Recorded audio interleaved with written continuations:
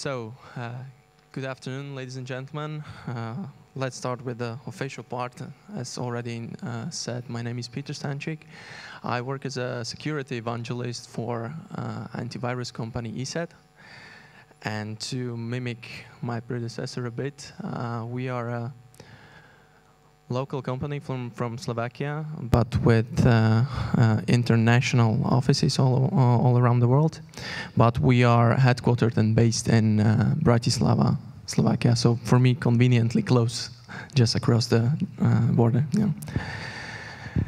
When I was sitting here a few minutes ago, and when Boris started to talk, I got a bit scared for a while, because I kind of noticed a certain amount of overlap between our two presentations. But then after the Q&A, the short Q&A session, I realized that maybe I'm going to give you some more answers to your questions.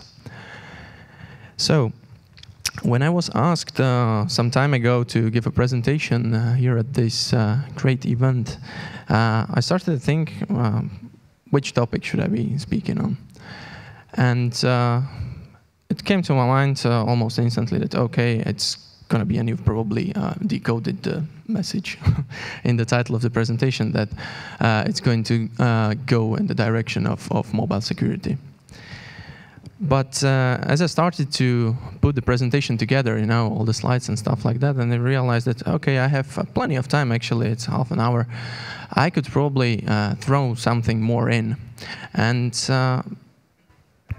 the minute I just realized that, okay, what have we been dealing and what have we been discussing quite often recently?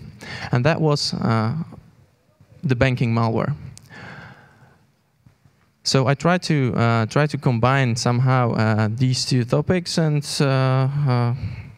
as it would probably come up to your mind as well, the easiest what could I do is to focus on the multi-factor authentication.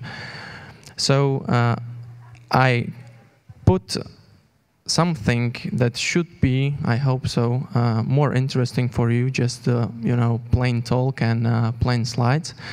And I'm going to show you a live demo of how difficult, or actually how easy it is for a cyber criminal to get a piece of malware that is going to allow him to create a botnet efficiently. So that is going to enable him to infiltrate your computer and to exfiltrate some data from it, some sensitive data. And this one, with regards to the mobile direction that I initially chosen, I'm going to show you how you can, or how the cyber criminal can install a bot on your system, on a computer. How can he trick the user into downloading the malicious component into his mobile phone. And I will show you how, or basically do the same what the last question was about. How is this possible? How can we kind of fool the multi-factor authentication? So I will start just really easy on you. And also, you've probably seen these or similar pictures like this quite often. And I'm pretty sure that even if I've shown this to you in the inverted picture, it would most likely easily decode how the evolution goes, from which direction to where. Why am I showing such a, well, lame picture? There are various reasons for that. When you see something like this, you should think that, okay, what have these cell phones become over the last, let's say, 10 to 15 years? The first aspect of them, the less obvious, is that the computational power has increased significantly. Not only that, another less obvious factor of this is that these devices carry a whole bunch of sensors that are capable of collecting a whole bunch of information.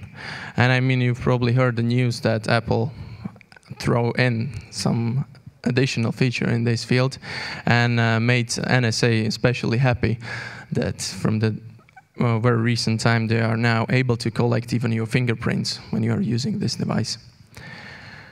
Another aspect that is obvious at the first sight is the size, which, as said in the previous presentation, makes these devices very usable. They are easy to carry around. They are easy to use. On the other hand, sometimes they are easy to lose. And all in all, it results in everyday usage of these devices. And I mean everyday not only by you, by your kids. Honestly, I do have a 3-year-old nephew who obviously in his 3 he can't read. But he somehow managed to remember the sequence of things he needs to do on his father's cell phone to be able to unlock the phone using the pattern lock, to somehow navigate to the YouTube application, to go to the recently seen videos, and based on the pictures he sees in the thumbnails, and he's browsing it, and whenever he spots something that has a car in it, he plays it, whatever the link is containing or following to. And I mean, sometimes these devices appear in really unpredictable places such as this. And to be honest, who from you hasn't ever seen a picture like this, right? So we really do carry them around and really do use them almost at every place.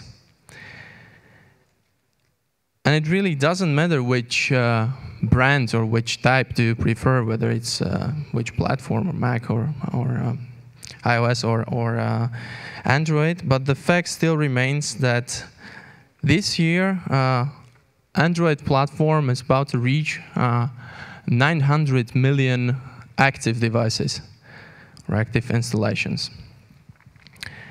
This is, well, good news for the guys at Google. Well, good job.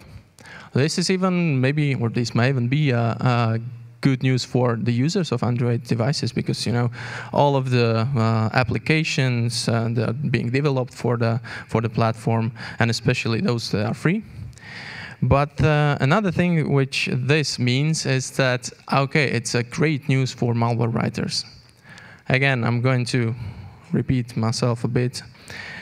This 900 million pool of potential victims is something that certainly puts a smile on a cyber criminal face.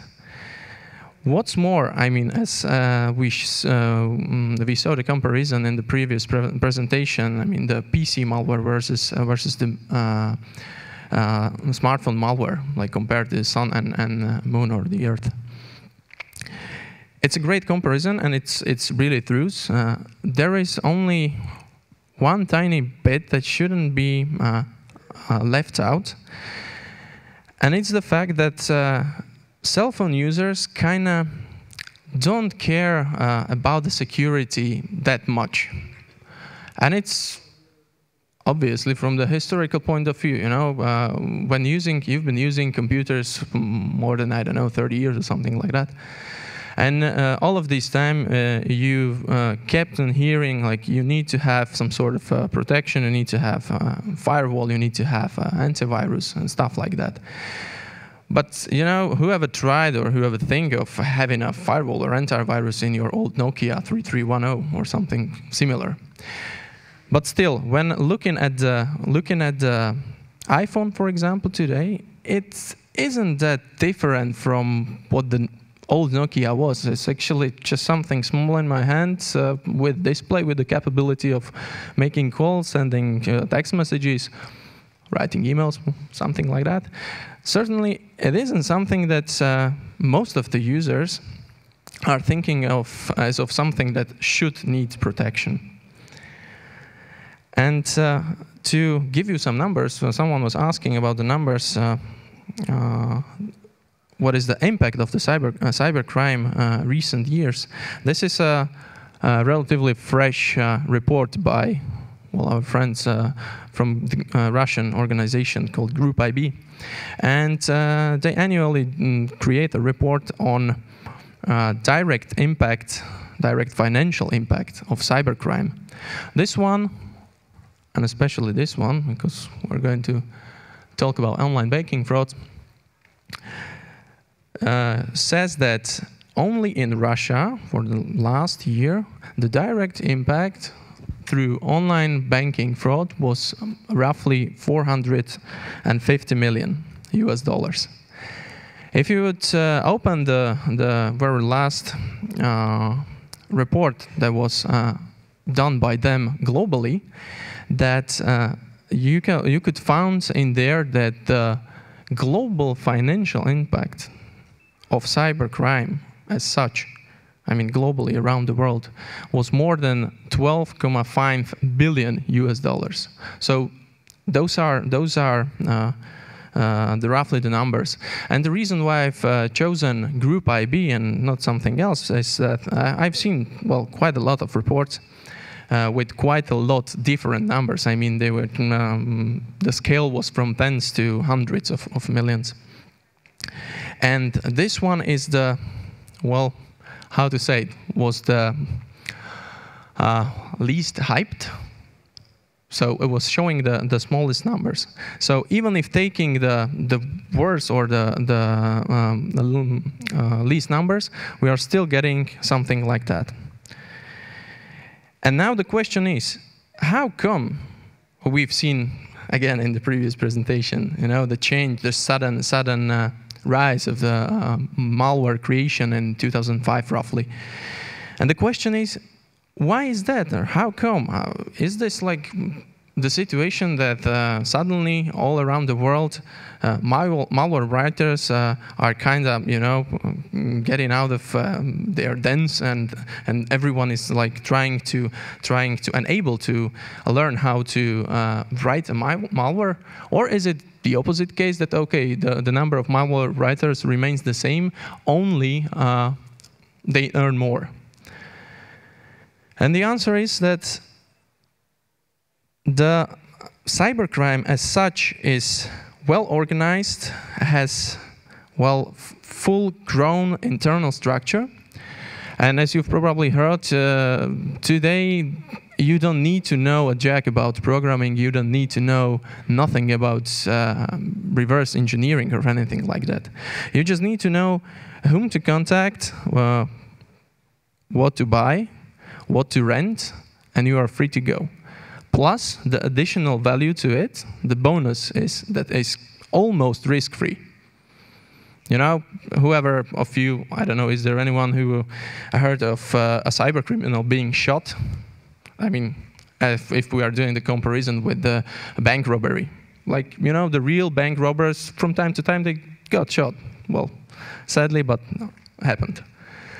So the combination of no need to, have anything, basically anything in your head, the not really developed legislation in this area, and the fact that, internet kind of is global, and it's fairly easy for them to hide, led us to a situation like this. This, what you can see on the slides above me, is a screenshot from the console of kind of famous kit you could find on the internet, buy it, or at least its part. And you can use it to distribute your own malware samples, or again, something that you have bought somewhere else. This one, very similarly as Zeus, for example, or SpyEye. For example, the guys behind the car burp, they even got arrested. It was, I guess, last year, somewhere in August. What do you think happened afterwards? I mean, after it was roughly a month, they are not behind the bars anymore. The legislation is not ready for that. And even if in cooperation with law enforcement, you somehow manage to prove that this is the guy or this computer is the one from which the attack was led, it ends like this. After 1 month, 2 months, they are out of the jail. And to get back to the topic and to get back to the mobile component of the fraud, how the things are being done, and you probably have heard this quite a lot, the description of, for example, in the previous presentation, that someone is tricked into, revealing his credentials, and somehow the mobile component is installed in his smartphone to overcome the multi-factor authentication. So this is an example how this was done using exactly Cowburp. What they do is, and what actually I'm going to show you in the live demo, is that they are going to inject, or they inject, a piece of code that pretends to be a message from your bank. So when you open your internet banking, navigate to it, then if your computer is infected, then instead of some regular message, you would end up with this one, telling you that, okay, our bank is increasing the level of security, and to achieve that, we need you to download a certain certificate or some application into your computer. And to show you that this is not really the thing of the recent months or year, this is a case where something very similar was sent to a Symbian-based phone, pretending to be exactly a certificate, some security certificate. Well, you can see based on the extension that it's actually an application, which when the user installed, he ended up with having a mobile bot component on his application, on his smartphone. And now to the demo. And to the question how difficult actually it is. We've heard a lot about it, that it's happening. It's happening all around the world, in some countries more, in some countries less. How would how the regular cyber criminal, or how could he proceed in order to set up a botnet? So the first thing I can do, if I don't know, I'm not tech savvy, I don't know how to program or anything, I just go to a forum in 2 days. You can find forums that are kind of open even, thanks to the Torification and the anonymization. So this is one example of it. Here you have a post. If someone is interested in the English translation, I can provide it. Basically what it says, the guy is promoting his new malware, his different versions of his malware, its functionalities and what it's capable of. And at the end of the post, he's offering it for the basic version for $5,000 US per month, and the extended version for $6,500 a month. So you can imagine how much you need to be able to make money with this, to be willing to pay $5,000, per month. And to give you an idea how this could be done, I'm going to show you a short demo. Let me just. So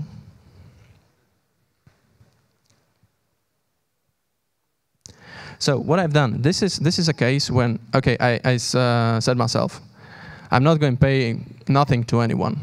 Okay, I'm capable of doing the basic configuration. Okay, not a problem for me. I'm not paying. I'm trying to get something for free. What I'm trying to, oh, this is interesting.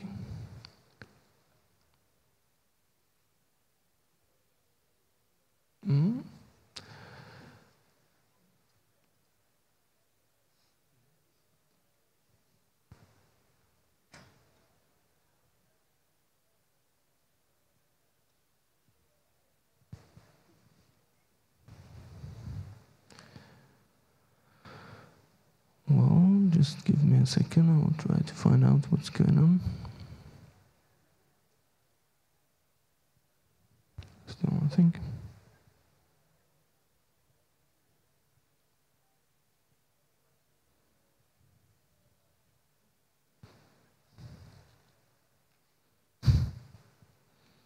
Any idea about the tech guys?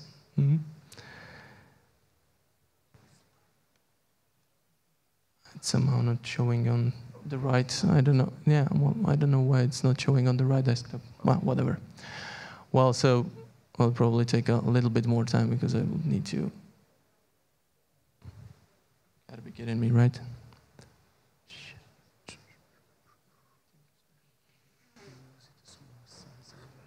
Yep, will do.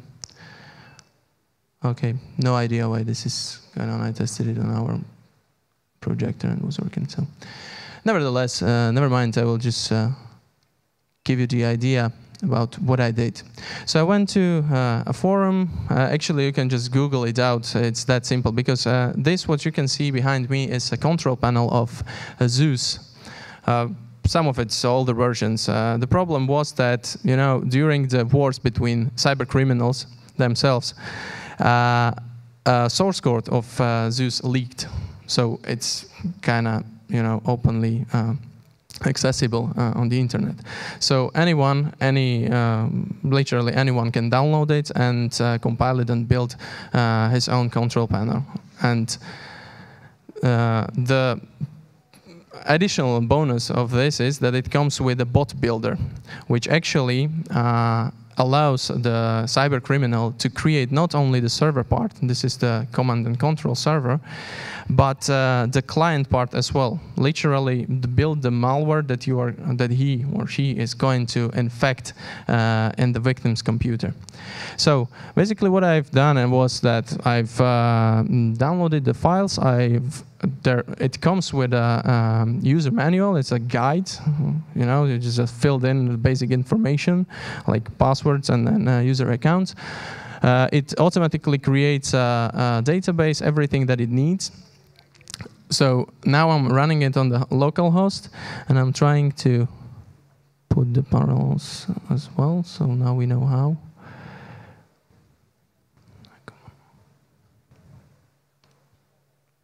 So for these purposes, we've actually done this presentation or similar presentation at one of the Slovak banks. Because I don't know how the situation is in Hungary, but actually in Slovakia, most of the banks use two-factor authentications through SMS codes. So not to you know, have any of the banks on my back for the for the rest of the month, I decided to create something very similar. It has the functionalities as you would guess. So this is something that a victim, potential victim, sees when the computer is clear, right? So I just set up the control panel, and no action, no infection towards the user's computer was done so far. So you can see that, okay, model situation, we are, you know, a proud bank, we are caring about our user security. So we put there a warning that you should, under no circumstances, give out your sensitive information, and you should not follow any links that were sent to you through email. That if we have anything to tell you regarding the internet banking or anything else, we would do so through the internet banking site. So this is what a normal user sees. So I can test it, whether it's, so you can see that it's working. One important thing is that you can see that it's using HTTPS, so it's a SSL-based session. You can even see the certificates. Everything seems to be and is valid. So just let me show you, try to log in. So, okay, wrong password.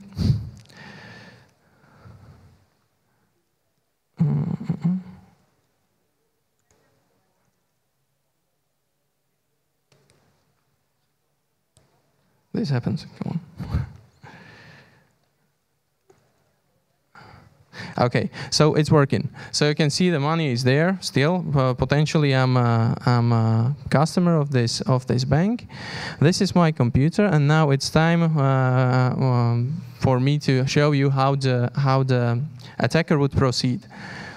And basically, what he would do is to create actually the malicious code using a bot builder, which comes in a package. What would I have downloaded? It's that simple as, clicking these buttons. So only thing you need to provide is the configuration file, which, again, you can find the description freely in the manual. It's fairly simple. For the basic setup, you just need to tell him where is the command and control server, and at which address is it listening, which IP address, and to give him the functionalities you would like to have built in the bot itself. So in the piece of malware you are going to infect the victim's computer with. So what I did, I provided the configuration, just the information about the command and control server, and then I told it, okay, I'm going to inject something in that ESET banking site. And that's something I will show you in a minute. So then what I need to do as an attacker is to build the exe file, build the config, save it somewhere, and put it into my server configuration. So it knows what to do, right? Once this is done, it's time to infect the computer, the potential victim, and this again might be done through various ways. Normally, or it is quite common nowadays that users get infected using the drive-by download technique. You are just browsing the web, and as already said, the site you are browsing is using some vulnerabilities within your browser, for example, in Java or anything else. We don't want to go that far. We just need to show something a little bit simple, but yet effective. Only thing I need to do is spoof an email sent to the potential victim, as for example here. Robert, whom I know, sent me an email saying that, okay, he knows that I'm interested in robotics.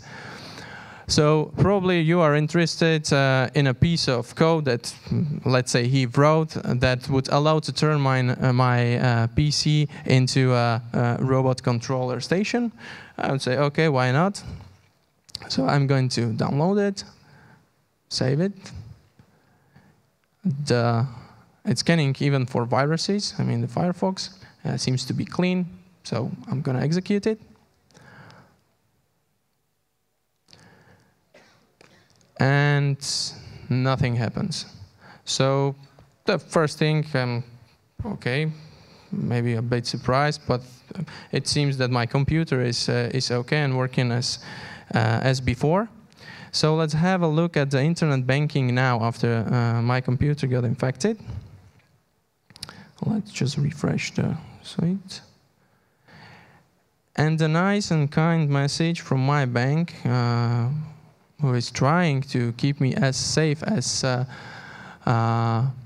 possible, suddenly was replaced by something that, to me, looks like, again, another message from my bank. It has the same, layout, everything, even the language might be the same. And it's saying that, okay, a new era of ESET mobile banking is here, and the only thing you need to do to, update your smartphone is to scan this QR code, which would, lead you to some site or allow you to download the application and whatever is behind it. From my point of view, as a internet banking user, there is no need or there is no reason for me to be suspicious.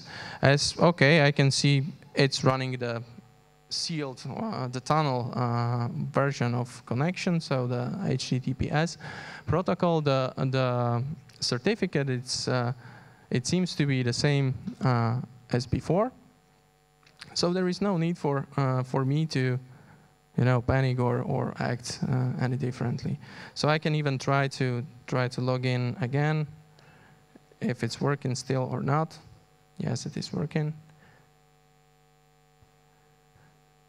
So I can scan this one and install the mobile component into my smartphone, which then would allow the attacker to send him silently the second factor authentication codes through my mobile number.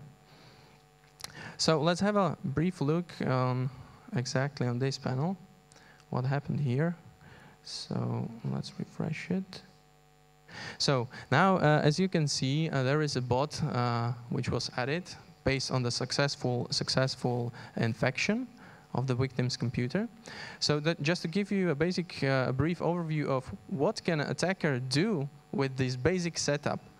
So not only I can see all the information like what IP address is this coming from, which country is the bot reporting from.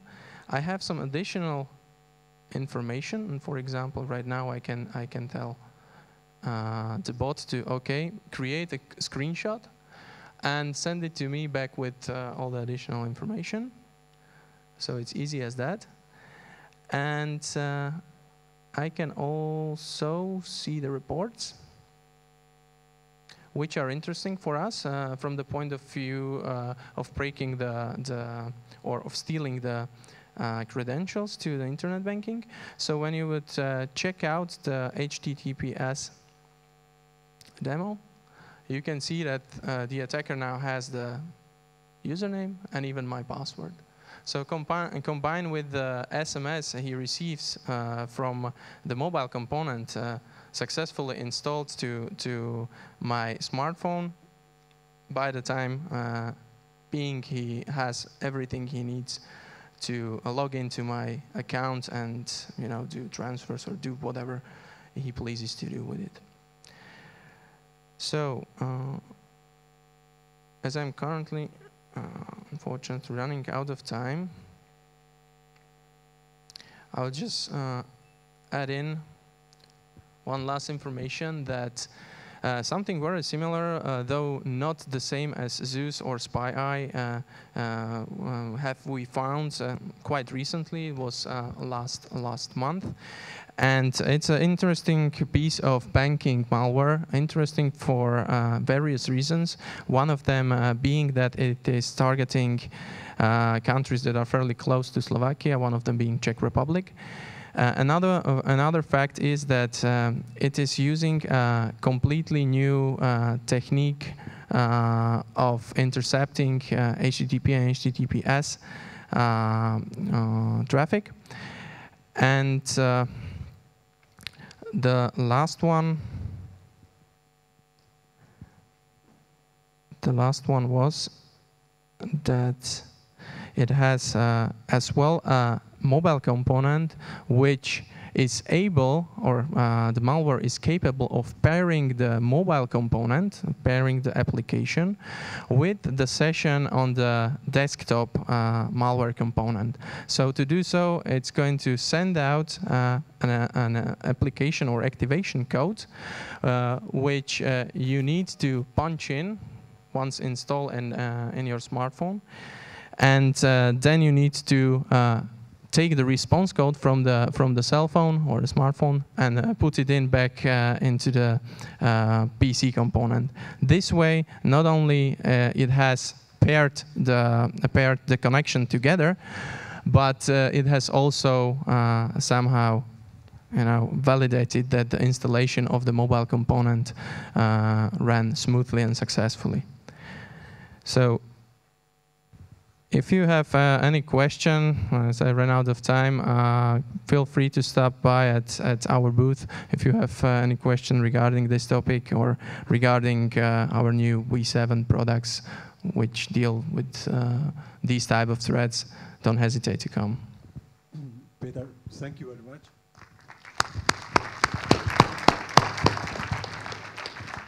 much.